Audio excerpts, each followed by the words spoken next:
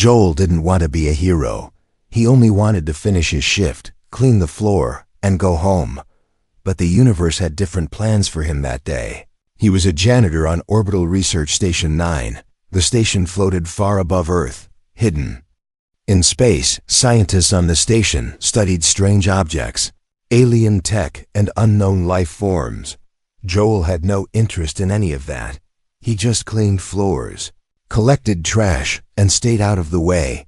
That day started normal. He drank his cheap coffee, put on his cleaning gloves, and walked to Section 5. Then the alarm rang, loud and sharp. "Emergency breach in Sector 7B. The voice said over the speaker. Joel sighed. Sector 7B was restricted. Only scientists. Went there soon. A security officer stopped him. "Joel, change of plan," the officer said. "You're going to 7B. There was an accident, and we need it cleaned immediately." Joel blinked, confused. "Me? That's a restricted area." "I'll give you access," the guard said, handing over a key card. "Don't touch anything weird, just clean and come back." Joel entered Sector 7B alone. The door slid open with a heavy hiss. Inside, it was dark and quiet. Lights flickered above, and the air smelled like smoke and burnt wires. Metal walls were cracked. Some machines were broken. Parts scattered across the floor. Something had hit this place hard. Joel started cleaning slowly. He picked up a piece of glass, careful not to cut his hand. Then he heard a faint sound like breathing. He stopped, heart beating faster. "Hello?" He called out, but no one answered. He walked toward the sound. Behind a half-broken console, he found something strange, a silver pod, shaped like an egg, partly open. Steam came from it, and small blue lights blinked along its edge. Joel had seen pods like this only once, in a training video. They were used to store alien samples. But this one looked different, more advanced, more alive. Inside the pod, something moved. Joel leaned closer, and his eyes widened. It wasn't something. It was someone, a girl. Her skin was pale blue and glowing softly. She had long silver hair, tangled and wet. Her eyes were closed, and her body curled like she was asleep. Joel stepped back in fear. Was she dead?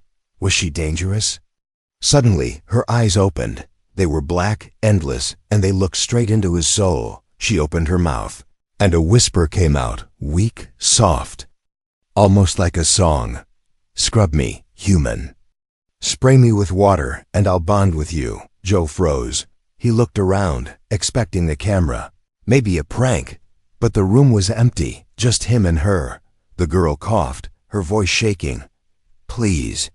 I need water." Joel's hands trembled.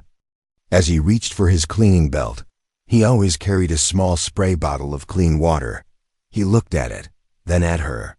Was this a trick? She didn't look strong or dangerous. She looked scared, weak, and cold. He took a deep breath and sprayed a little water on her arm. The effect was instant. Her body lit up, glowing like a star. The pod hissed, and locks snapped open with a sharp click. Her chest rose as she took a full breath, her body relaxing. Then Joel felt it, a warmth in his hand. He looked down and saw a blue mark glowing on his skin. It spread quickly like ink in water, moving up his arm. "What is this?" he said in panic. The girl looked at him, her voice clearer now. "You started the bond," she said. "You can't leave me now." Joel stepped back, shaking his head. No, I didn't agree to anything." But her voice echoed again. Not in the room, but inside his mind. "You touched me, gave me water. Now we are linked." Suddenly, the door slammed behind him. He turned around and heard boots. Voices, someone coming, maybe soldiers, maybe scientists. The girl looked at him with pleading eyes. "They will separate us. They will hurt me," she said. "I need you, human." Joel's mind raced. He didn't understand what was happening. But deep down, he felt her fear, like it was his own. He had a choice. Run and forget everything, or stay and protect the strange alien girl who whispered to him. The voices outside grew louder. Joel took one step toward her. Her hand reached out, glowing softly. He took her hand, and in that moment, his world changed forever. Asterisk, the first thing Joel noticed was silence, not normal silence, but deep, heavy silence, like the world was holding its breath. Time felt slower. His heart beat loudly, echoing in his ears. He was still holding her hand. It was warm, but not human warm. It felt like touching light, like energy flowing through skin. Then it happened. A flash, not outside, but inside his head. Images, memories, sounds, none of them his. A black sky, a planet burning, machines screaming, a name Valari. Joel gasped and let go. Falling backward, he stared at the girl, now sitting upright in the pod. Her eyes still glowed, but softer now, almost calm. What did you do to me?" he whispered. She tilted her head, her voice clearer than before. "I shared my memory with you," she said. "You needed to see who I am." Joel blinked, confused and scared. "That wasn't just memory," he said. "It felt real. It is real," she said. "We are linked now." He stood up, hands shaking. "This is wrong. I didn't ask for this." "You gave me water," she said gently. "You awakened me, and I chose you." Joel looked at his arm. The glowing mark was fading now, but he could still feel her in his mind, like a soft whisper in the back of his thoughts. "I don't want to hear voices in my head," he said. "I'm just a janitor. You're more than that," she replied. Only a rare human could start the bond. Outside the room, footsteps stopped near the door. Joel could hear radios crackling, orders being given. "They're coming," he said. She nodded. "They'll take me away, and they'll study you next." Joel stepped back. "This can't be happening," he said. "I was supposed to mop floors today." "You still can," she said with a faint smile. "Just do it with me." The door hissed and opened. 2 soldiers stepped in, weapons raised. They froze when they saw the open pod. And the girl inside awake. "Step away from the specimen." One soldier ordered. "She's not a specimen," Joel said, standing in front of her. "She's alive. She's intelligent. Move now." The second soldier said, but before Joel could answer, the girl stood up behind him. Her body lit up again, only this time, the glow spread to Joel too. The soldiers aimed their weapons, but hesitated. Then something strange happened. The air shifted. It felt heavy, electric, like a storm about to break. One soldier touched his ear, confused. I can't hear anything," he said. "Comms are down." The girl looked at Joel. "Do you trust me?" she asked. "I don't know," Joel replied honestly. "That's good enough," she said. She raised her hand, and a pulse of light spread from her body. The lights in the room flickered, and the soldiers dropped to their knees, stunned. "Run," she whispered, grabbing Joel's hand, and they ran. They moved through the broken hallway, Joel's heart racing. The girl guiding him like she knew every path. Doors opened on their own as they approached. She wasn't just escaping. She was controlling the station systems. "How are you doing this?" he asked as they ran. "The bond," she said. "It gives me access to your world, through you." They stopped near a service tunnel. She placed her hand on a panel, and it slid open silently. "We'll be safe for now," she said. They slipped inside, breathing hard, hiding in the dark. Joel sat against the wall, trying to calm down. "This is insane," he said. "Who are you really?" "My name is Valari," she said softly. "I was designed as a living weapon." Joel stared at her. "A weapon?" "Yes," she replied. "Created to destroy, trained to obey, but I escaped." "Why?" Joel asked. "Because I wanted to be more than a weapon," she said. "I wanted to choose who I am." Joel looked at her glowing eyes. He didn't understand everything, but one thing was clear. She was afraid, but brave, and now, somehow, they were connected.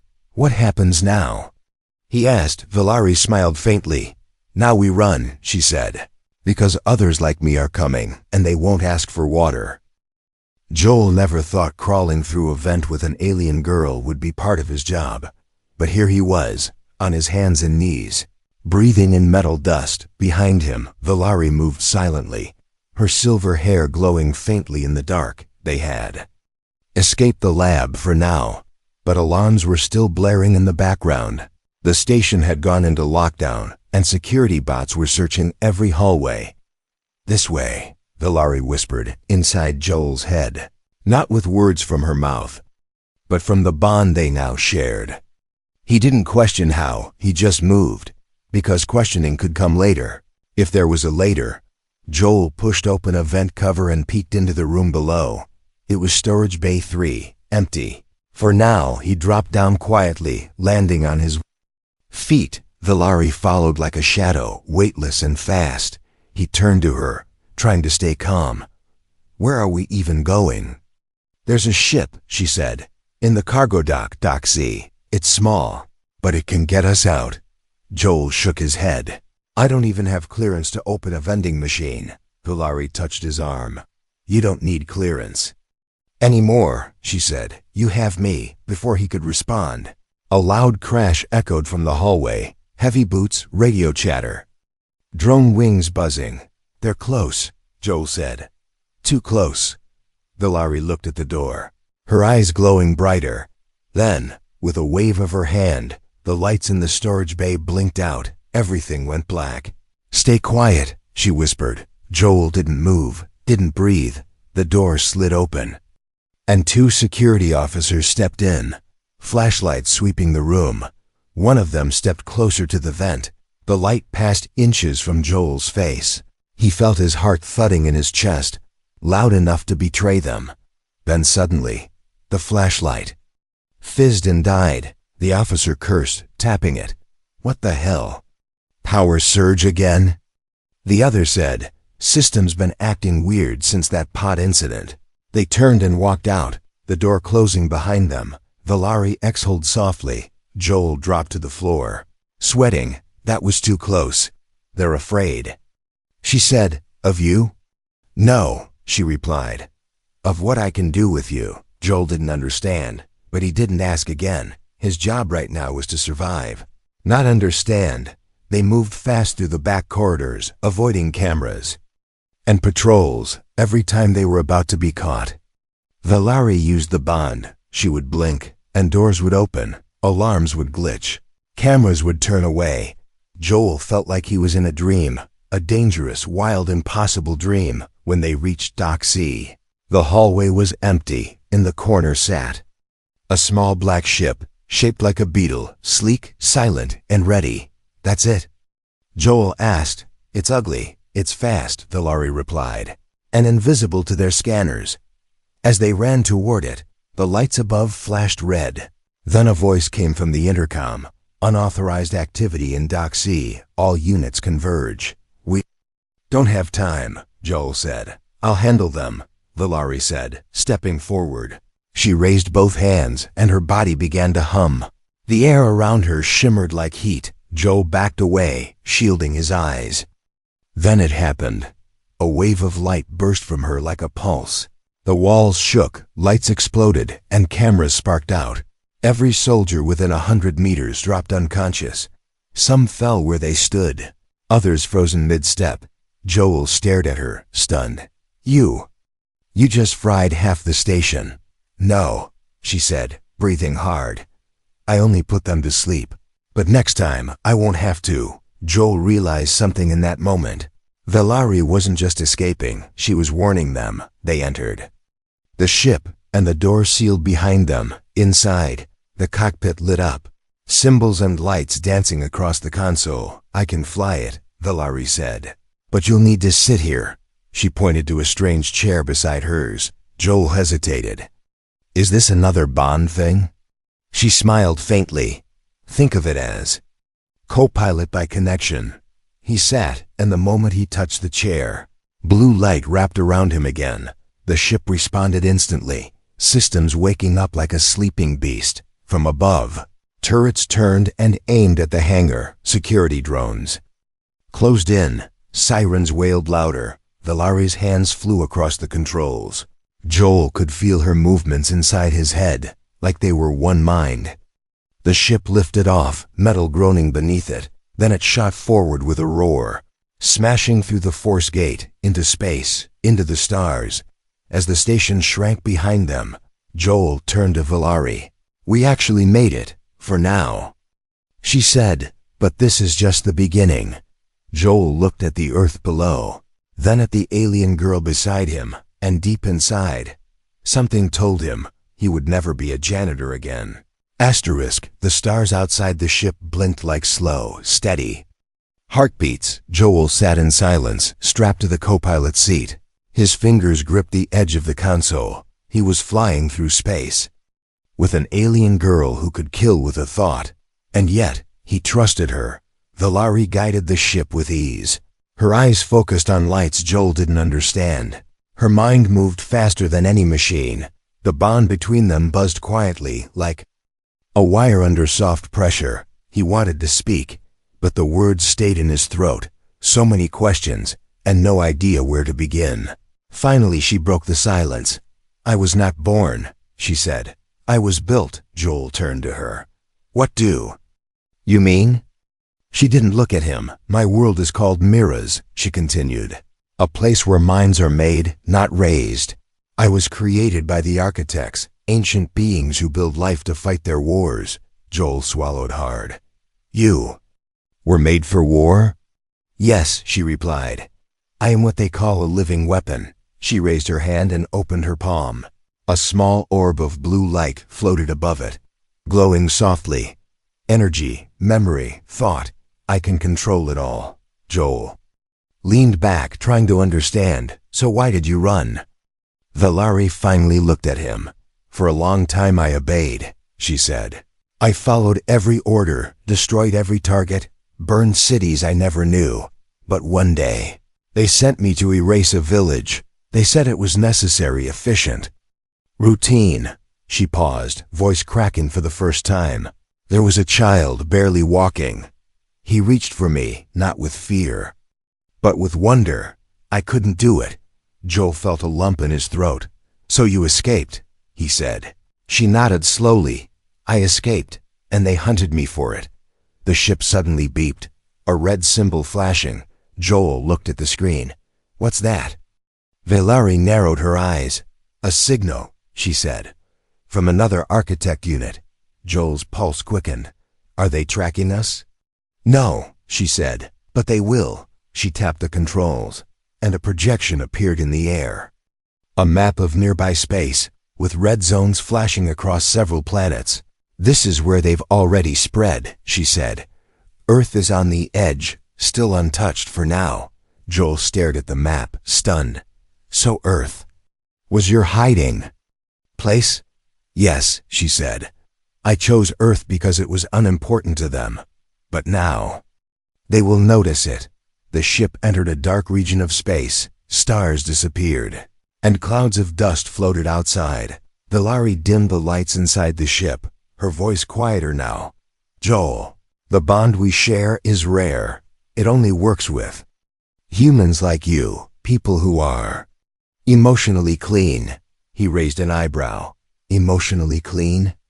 "You feel things clearly," she said. "Not like machines. That's why the bond works."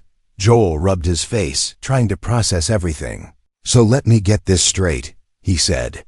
"You were built as a weapon, escaped your creators, bonded with me by accident, and now Earth is on some alien war map."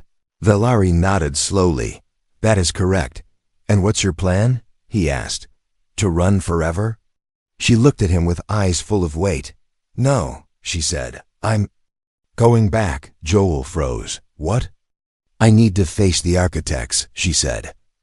"I know where they keep their source core." Joel shook his head. "That sounds like suicide." "It might be," she said. "But if I don't stop them, they will keep building more like me. They will wipe out everything." He stared at her, the glowing blue skin, the sad eyes, the quiet strength. A weapon built to destroy, now asking to protect. "You want me to help?" he asked. "I can't fight aliens. I can barely hold a mop." She smiled gently. "You already helped me," she said. "You gave me water, and with that, you gave me a choice." Joel looked out the window. The stars ahead seemed darker now, not because they were dim, but because he now understood how dangerous the universe really was. Valori placed a hand on the console. If we reach the outer system, we can meet someone I trust. Another. Who escaped like me? Another living weapon? Joel asked. Yes, she said. But he isn't like me anymore. What do you mean? He broke his bond, she whispered. And when you break the bond, you break your mind. The ship glided silently through black space. Stars vanished behind heavy cosmic clouds. No signals, no satellites, no life. Just silence, and something hidden, waiting in the dark. Joel sat quietly, his fingers tapping the console. Valori hadn't spoken for minutes. She stared straight ahead, eyes cold, jaw tight. We're close, she finally said. He's here. Joel leaned forward. This other escapee, can we trust him? We used to share a link, she said. But he broke it violently. Joel swallowed. And now? He still remembers me, she said, but he may not remember himself. Suddenly, a shadow appeared in the distance. A huge ship, hidden among asteroids, shaped like a cracked knife. Its outer hull was scarred, twisted, and glowing in some places. That's his ship? Joel asked. Yes, Valori whispered. He calls it the mind cage. The docking was silent, automatic. As Valori and Joel stepped out of their ship, a low hum filled the hallway, not from machines, from the walls themselves, like the metal was whispering. This place feels wrong. Joel said. It's not the place, she replied. It's him. They walked into a chamber lit by flickering white lights. At the center stood a man, tall, motionless, part human, part machine. His body was made of black metal and cracked bone. One eye glowed red, the other was missing. But his voice was soft when he spoke. Valori. She nodded once. Zurith. Joel felt like he had walked into a storm. Even without touching him, he could feel Zurith's mind. Broken, like shattered glass, and still powerful. Zurith walked closer. I locked on Joel. This is him? The one you bonded with? Yes, Valori said calmly. He's different. Joel opened his mouth, unsure what to say. Zurith beat into it. You feel soft, he said. You smell like earth, like water and plastic. Joel didn't respond. Zurith tilted his head. You are not a warrior. No, Joel said. I was a janitor. For a moment, silence. Then Zurith laughed, a slow, dry sound. And yet here you are. He turned to Valori. Why did you come? We need help, she said. We plan to strike the Architect's source core. Zurith's eye dimmed. You want to destroy the mind that made us? I want to stop them from making more like us, she replied. Not everyone gets a choice. Zurith stepped back, folding his metal arms. You speak like a rebel, he said, but I see fear in you. Joel looked between them. This reunion wasn't going well. Suddenly Zurith turned sharply. There is another mind on this ship, he said. Joel tensed. There shouldn't be. Zurith pointed toward a side corridor. Follow me. They walked through twisted halls. Lights flickered. Systems hummed with broken code. And then they reached a chamber full of floating data cores. Zurith tapped one, and a screen appeared. On it, footage from Earth's orbital station. Joel's heart sank. It showed a man in a lab coat, Commander Niles from Station 9, the one who had assigned Joel to clean Sector 7B. He sent out a signal, Zurith said. Before you escaped, not just to Earth Command, but to the Architects. Joel stepped back. He betrayed us? Yes, Valori whispered, eyes darkening. He marked Earth. Zurith looked at Valori. You didn't just run. He said, you led them here. Joel's stomach twisted. Are we too late? No, Valori said, but time is short. Suddenly, lights blinked red. Zurith growled. They're already tracking this ship. Joel turned to him. Then help us. You may be broken, but you still have a choice. For a long second, Zurith said nothing. Then he looked at Joel. A janitor who gives orders, he muttered. This bond has made you strange. He turned away. I will help, he said. But when it's over, if I lose control, you must end me.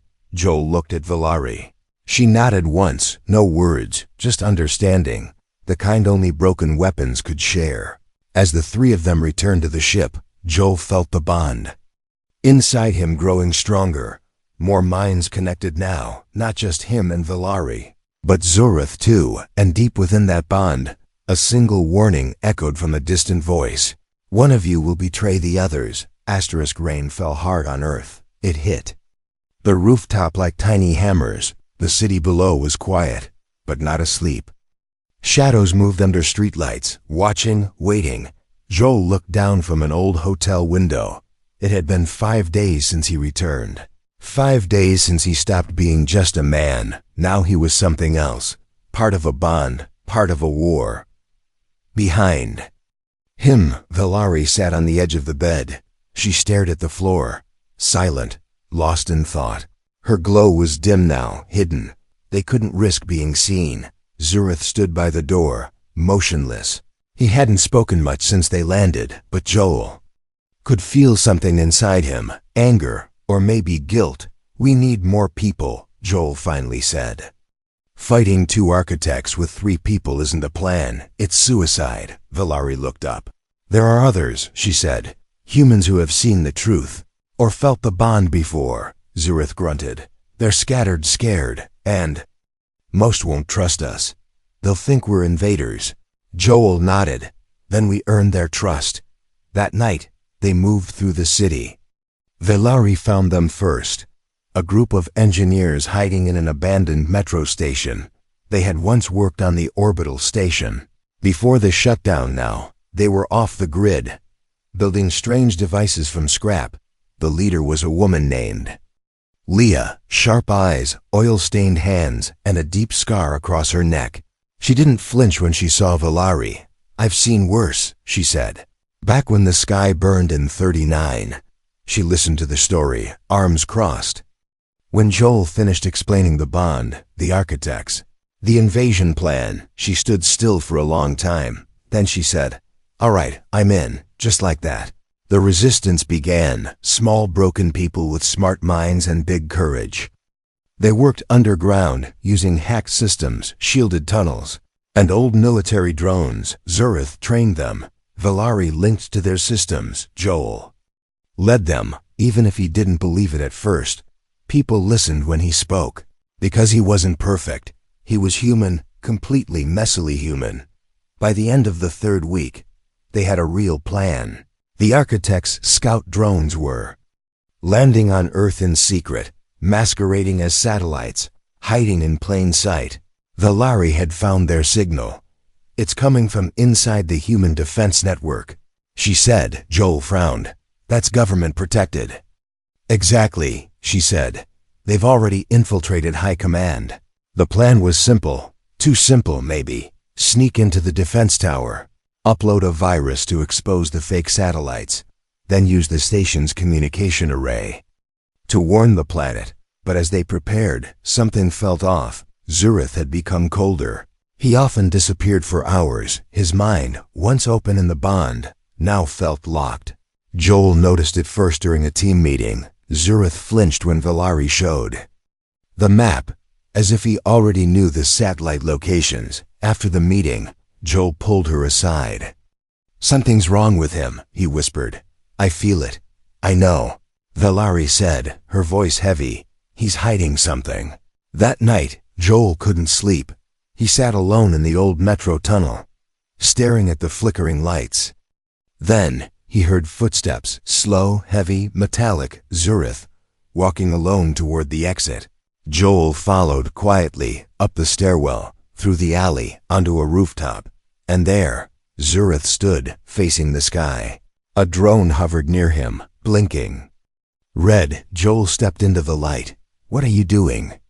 Zurith didn't turn. "I didn't want it to end like this," he said. "I thought I could fight it, but I can't." "The bond?" Joel asked.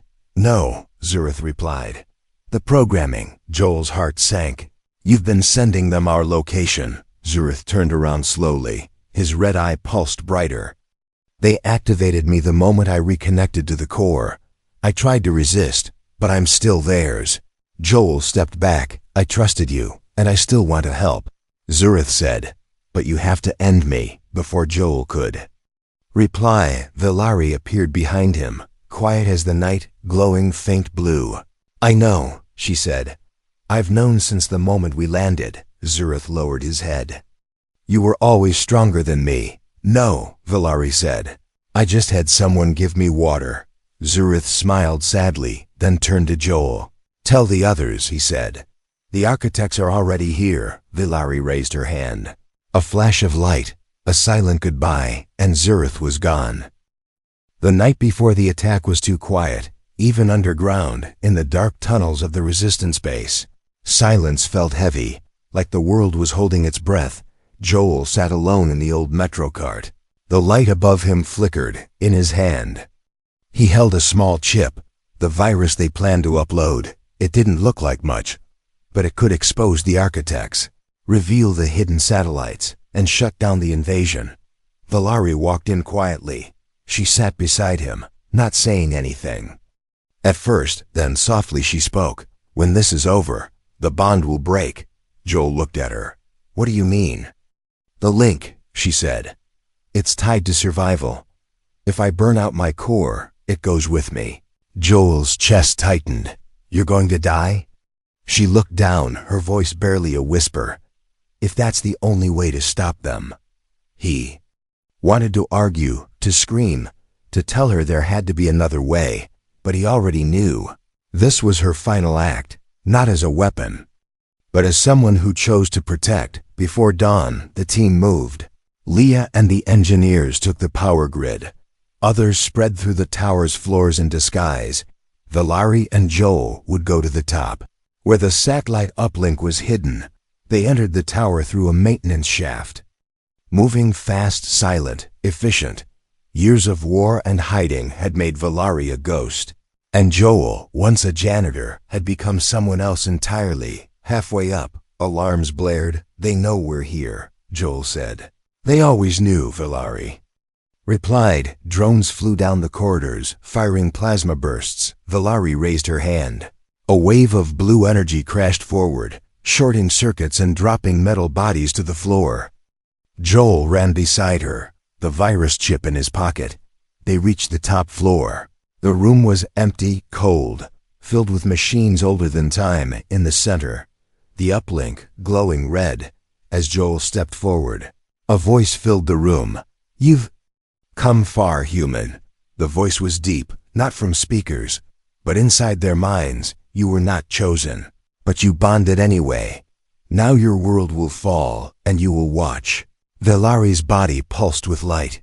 They've arrived, she said. In the atmosphere, Joel placed the chip into the console. A loading bar appeared -20%. Come on, he muttered. Come on. Suddenly, the floor shook. A massive blast hit the tower from above. Glass shattered, fire spilled in. Vilari cried out, grabbing Joel before he fell, her body shielded. Him, skin burning with blue fire. He looked up at her. You can't protect me and destroy them. Choose one. She shook her head. I already did, Joel. The moment you gave me water. The uplink reached 100%. The signal burst into the sky. Earth's defenses activated. Missiles turned. Shields raised. Satellites dropped from orbit like dead stars. The invasion had begun, but Earth was no longer blind. Joel turned to Vilari. Her glow was fading fast. Stop, he said. You've done enough.